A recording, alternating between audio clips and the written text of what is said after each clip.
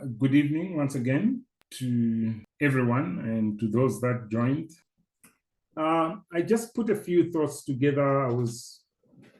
It has always been in my mind about how blessed we are, and we do mention about the blessings, but I don't know how much we understand in terms of how God has blessed us in so many ways. And also, I'm calling it Father's blessings, because if you look at the history from the beginning, I mean, God, the Father, blessed all of us, and he gave us a whole lot of things. And if we look at the hierarchy in terms of how God then passes on a protocol or process or systems that he creates, it's very, very systematic, and sometimes we ignore some of these things and we find ourselves falling short. So what I did is I looked at right at the beginning, obviously with God being the Father, but then when we go back into Genesis, which is the past, we look at Abraham and the promises and what was said in terms of how God blessed him. In Genesis 12, verses 2 to 3, it says, I will make you into a great nation, and I will bless you. I will make your name great, and you will be a blessing. I will bless those who bless you, and whoever curses you, I will curse. And all peoples on earth will be blessed through you. So just this statement, it gives us the past, the present, and the future. But then obviously everything has a process. The next is the present, which is us. But like I alluded to, we can see us with the inclusion of the past. Sermon on the Mount, Jesus said, blessed are the meek, for they shall inherit the earth. Now, Jesus is the first fruit, and as the Alpha and the Omega, he is confirming that those who are meek, those who will be found worthy, they shall inherit the earth. That is present, but it is including the future. And then we come to the future, which is past plus present equals the future, which is to be. In Galatians 3, verses 28 to 29, we are told, even though we are different nationalities, we lived in different times, in different centuries, in different countries or continents, we read from Galatians where Paul says, there is neither Jew nor Gentile, neither slave nor free, nor is there male and female, for you are all one in Christ. If you belong to Christ, then you are Abraham's seed and heirs according to the promise. So we read from the past, which is the beginning, which Paul ends up with in verse 29.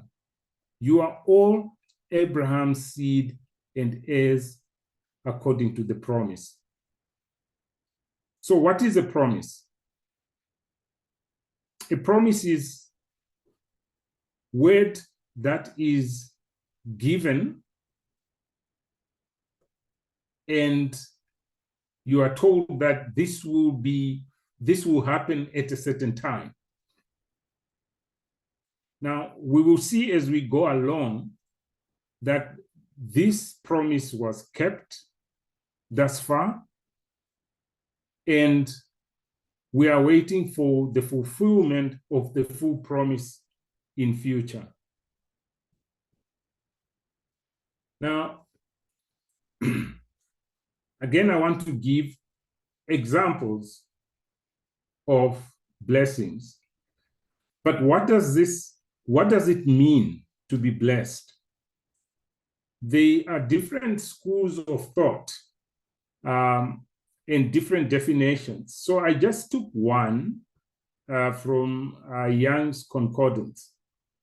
In Genesis 17, verses 1 to 4, there is mention of blessings or increase or happiness or declaration. We read that when Abraham was 99 years old, the Lord appeared to him and said, I am God Almighty. Walk before me faithfully and be blameless. Then I will make my covenant between me and you and will greatly increase your numbers. Abraham fell face down, and God said to him, as for me, this is my covenant with you. You will be the father of many nations. So with these different schools of thought, it's a matter of semantics or interpretation, but we know that blessing has something to the effect of reward, receiving, declaration, and it does have lots of elements of happiness. In Psalm 33, verse 12, it reads, Blessed is the nation whose God is the Lord, the people whom he has chosen for his own inheritance. So we can see the promises that were given to Abraham later, that the people will be rewarded, the people will be given, the people will get an increase in life, increase in whatever God would have given them. When we look at blessings, usually we look at it from a materialistic point of view. But I think sometimes, whilst we are being given, I think there is a greater meaning of how God has blessed us, which is our Father in heaven. In Deuteronomy 2, verse 7, for the Lord your God has blessed you in all that you have done. He has known your wanderings through the great wilderness. These 40 years the Lord your God has been with you, you have not lacked a thing. So we can see confirmation of providence. This is the children of Israel in the wilderness. They wandered for 40 years, but they lacked nothing. So God blessed them. God was giving them. God was rewarding them, even though they were sometimes sinning, misbehaving, and going according to against his ways. Because we read, and we will read as well, that I will bless those who bless you. or those who do good.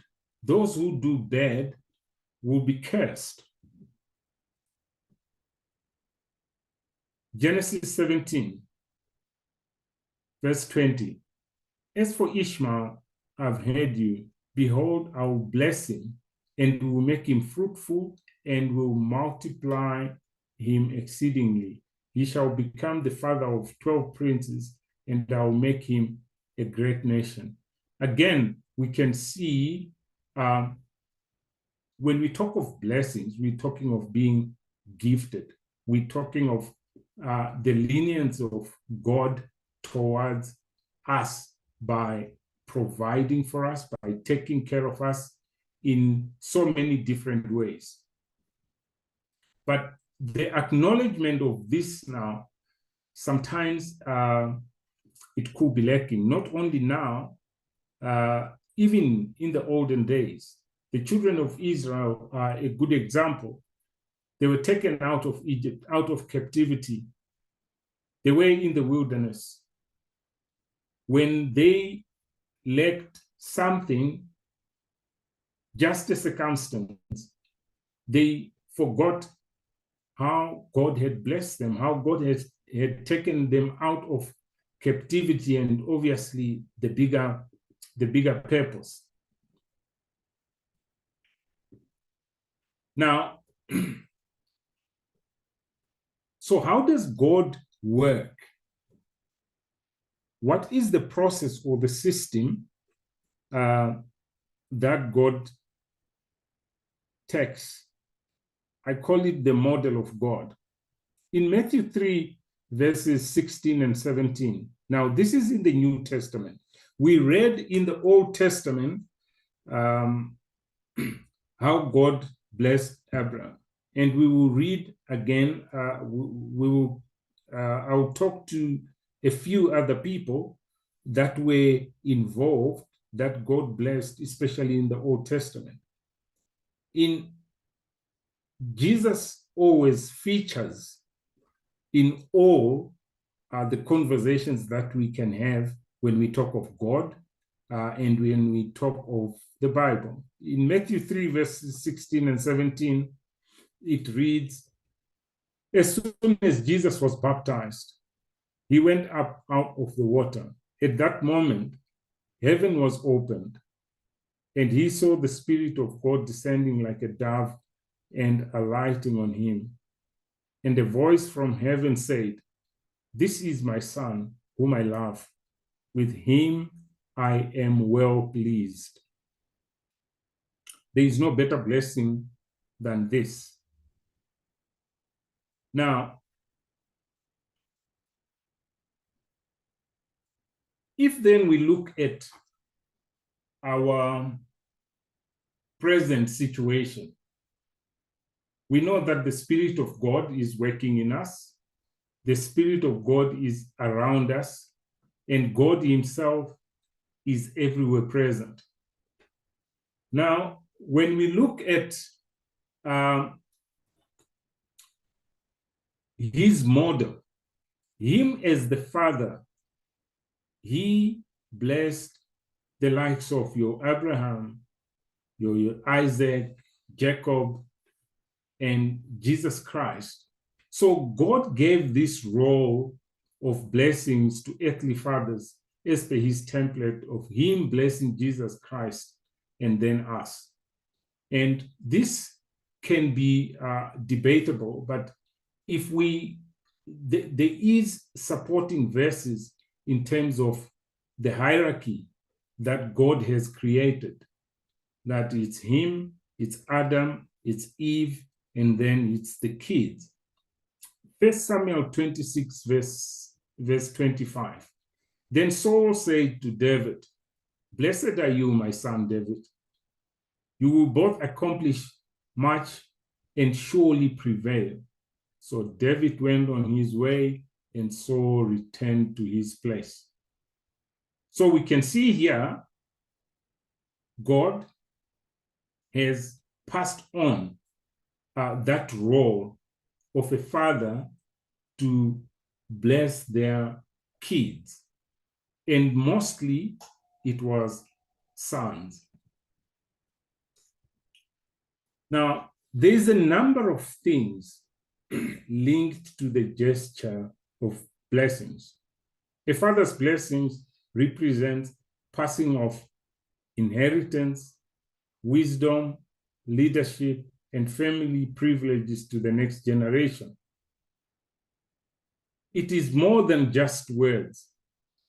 The blessing invokes God's tangible spiritual favor, protection, and destiny over the son's life and his family and household. So it's a well-wishing of the father to his family. The father's blessings also connects the father-son attachment and relationship. Well, I'm just using son because most of the blessed were sons, but look, it involves everybody. We read of Isaac, which we're going to go into now in Genesis. Isaac's situation gives a proper example of a father blessing his children. This is when Isaac blessed Jacob. He had two sons, and Esau was the older, Jacob was the younger, and Isaac blessed the young one. Blessing is like having a stamp of the father and having the world's doors opened up for you. There's something in when a father says, I'm blessing you, my son. They are wishing you well. Psychologically as well, if we look at it, it gives your son or your family confidence that my father is wishing me well, let alone the power and the purpose that it has, which is invisible, which we don't see.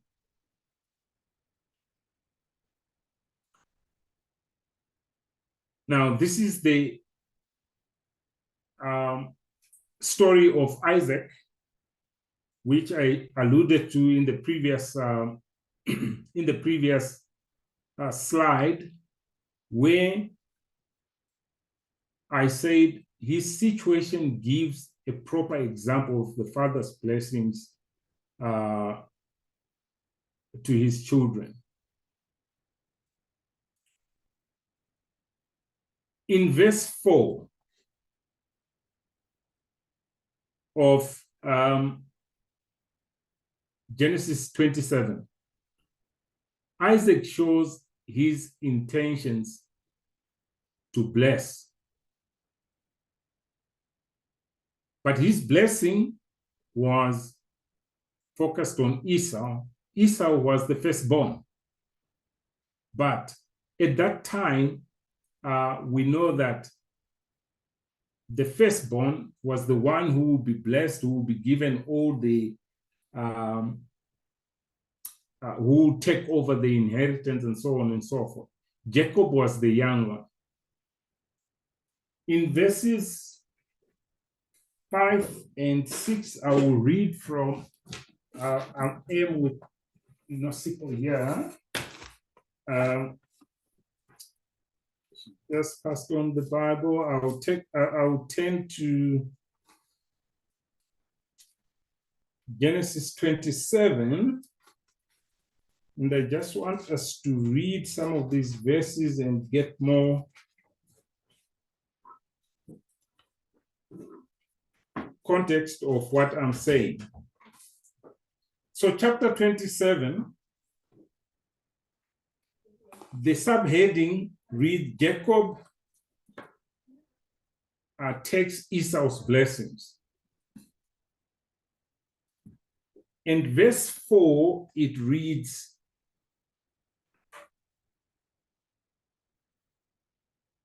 when Jacob was, he was old by this time.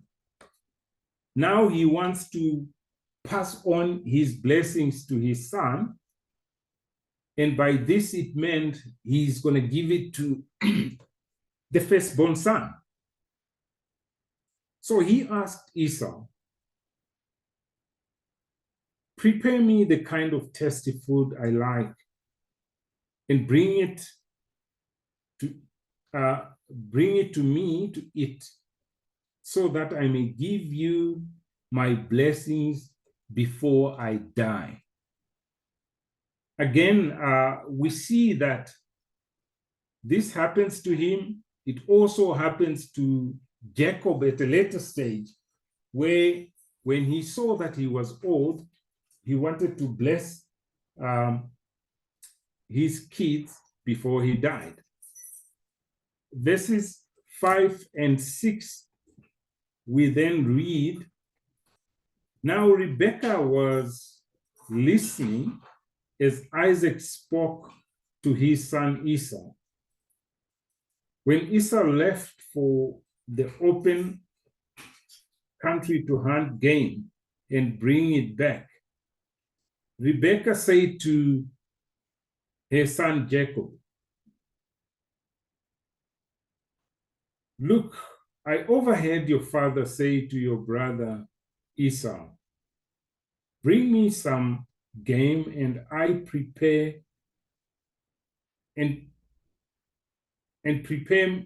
me some tasty food to eat, so that I may give you my blessings in the presence of the Lord before I die. So this is the discussion that happened between Esau and his father Isaac. Rebekah overheard, and what does she do? She goes to the younger son, which is Jacob. Now, in verse 12, we then read, they make a plan.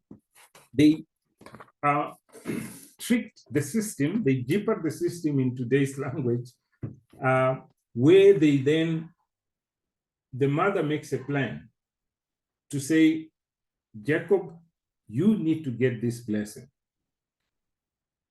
They make this plan between mother and the younger son. Then we pick it up at verse 12. What if my father touches me? Because they were two different people. Esau was hairy and Jacob had smooth skin. So they orchestrated it very well that everything will seem authentic. But even though Isaac, the father, was still questioning, in verse 12 it reads, what if the father touches me? I will appear to be tricking him and will bring down a curse on myself rather than a blessing. So we can see there that if you are blessed, you are receiving. If you are cursed, it's the opposite of that blessing. And that, the fathers do have that power, as we can see from God himself, because fathers have been given that role, and that role is carried out through the blessings of God himself, or God allowing it. Then verses 28 and 29. This is now the blessings that have been showered to Jacob. May God give you heaven's dew and earth's richness, an abundance of grain and new wine. May nations save you and peoples bow down to you. Be Lord over your brothers, and may the sons of your mother bow down to you. May those who curse you be cursed, and those who bless you be blessed. So this echoes what we read from the beginning, from Abraham's time. Echoes Genesis 12, verses 12 to 3. I will make you into a great nation, and I will bless you. I will make your name great, and you will be a blessing. I will bless those who bless you, and whoever curses you, I will curse, and all peoples of the earth will be blessed through you. So, when we talk of the Father's blessings, I think there is supporting verses that God maintains this hierarchy of Him being the Father, He has blessed us. And then He gives the Father the role of blessing their families. Genesis emphasizes the blessing of a father to his sons. Receiving a blessing from one's father was the thing in Genesis, and losing a blessing was equivalent to a curse. Abraham, Isaac, and Jacob all gave formal blessings to their children, and in Jacob's case, to some grandchildren. Again, it is still in Genesis 48, verses 17 to 20. This is now Jacob, the grandfather. He even blessed his sons and the grandchildren. We read, when Joseph saw his father placing his right hand on Ephraim's head, he was displeased. So he took hold of his father's hand to move it from Ephraim's head to Manasseh's head.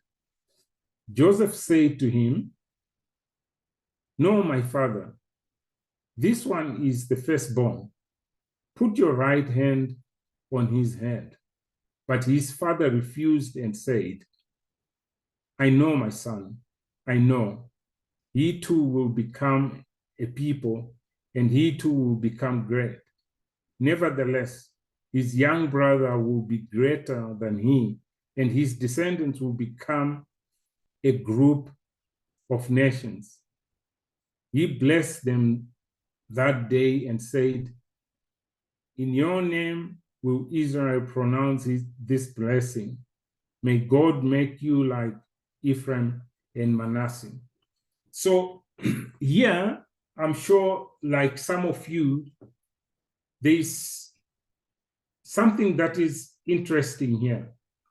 We see that Jacob is blessing Joseph's sons. Instead of blessing the older one as per the normal process, he blesses the younger one, similar to what happened to him with Esau, with their father Isaac. So I think maybe I didn't go deep into, okay, Jacob himself was the younger son, and he was the one that was blessed. Obviously, his purpose was higher than that of Esau, as we all know that. And then, similar to Ephraim and Manasseh, Ephraim's calling was higher than Manasseh because him being the younger one, he was blessed instead of his older brother. So why? Why did God do that? God intended for Jacob to receive the blessing, because we know the whole story that happened between him, his mother, and how they tricked their father to actually bless him. So what does this tell us? God chooses. Although Isaac loved or loves Esau more than Jacob, he never intended to give the blessing to Esau. Blessings can elude you because of your behavior. And we see that Esau's marriages and selling of his birthright contributed to him losing this opportunity of being blessed. But overall, it just tells us a good story that, like he said in Jeremiah, that I am the potter. I choose what I do with my vessels. And here we see that God chooses Jacob to be blessed.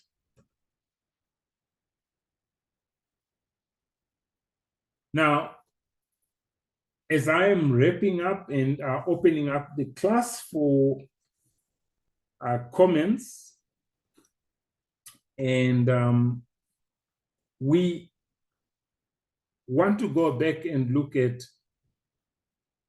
the past, the present, and the future. That's where we started. Abraham. I call this the favored trio because Abraham is the father of all nations. He is the one who was given the promises that pointed to the full circle of Jacob and to Jesus to complete this circle. Then we come to Jacob. He became the father of the famous 12, which is the 12 tribes of Israel. And then Jesus, the blessing was the fulfillment of the promise that was given to Abraham. Now, before I will give my parting words, I just want us to open up and have a discussion on the role of the father. From all of you online, what is your thoughts on the role of the father in blessing their families? It's a question and I'll open it up.